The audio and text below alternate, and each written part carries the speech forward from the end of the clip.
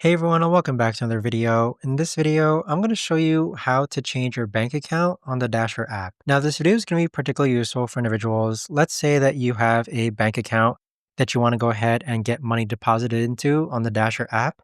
How do you actually go ahead about doing so? Now, this video is going to be short, sweet, and simple, guys. There's not going to be a lot of steps involved. Now, in order to do this, what you're first going to do is log on to the Dasher app. Next, click on the three lines on the top left-hand corner.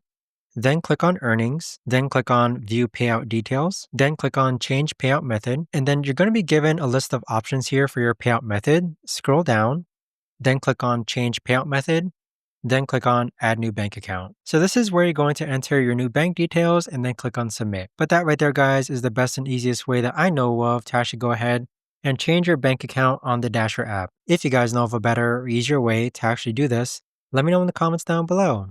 I would love to know. Thanks so much for watching everyone, and I'll see you guys all in the next video.